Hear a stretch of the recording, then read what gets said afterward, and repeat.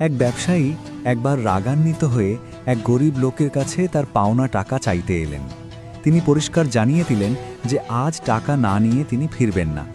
নিরুপায় হয়ে গরিব লোকটি তার আদরের কুকুরটিকে ব্যবসায়ীর কাছে বন্ধক হিসেবে রাখার প্রস্তাব দিলেন এবং বললেন, যখন আমার ঋণ শোধ হয়ে যাবে তখন আমি একে ফিরিয়ে নিয়ে আসব। ব্যবসায়ী ভাবলেন, খালি হাতে যাওয়ার চেয়ে কুকুরটিকেই সাথে নিয়ে যাই।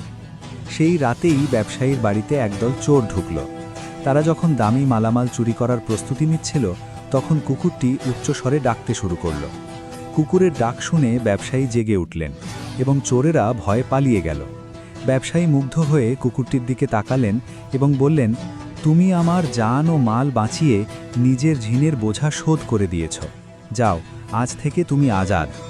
কুকুরটি অত্যন্ত আনন্দের সাথে দৌড়ে তার আসল মালিকের অর্থাৎ সেই গরিব লোকটির কাছে ফিরে গেল।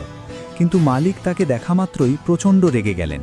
তিনি ভাবলেন কুকুরটি হয়তো ব্যবসায়ীর কাছ থেকে পালিয়ে এসেছে।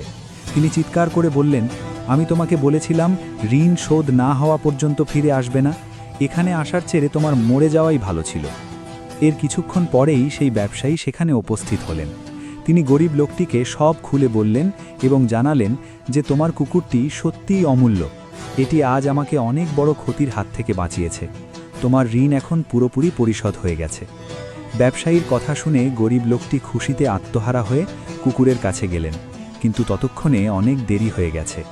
নিজের মালিকের সেই কঠোর কথাগুলো কুকুরটি সহ্য করতে পারেনি। তার চোখে পানি ছিল এবং সে মারা গিয়েছিল। শিক্ষা: না জেনে বা না বুঝে রাগের মাথায় কোনো সিদ্ধান্ত নেওয়া বা কাউকে কটু কথা বলা উচিত নয়। অনেক সময় সত্য আমাদের ধারণার চেয়েও অনেক বেশি আবেগঘন হয়। আল্লাহকে ভালোবাসেন? তাহলে like, share, comment, follow, subscribe করুন।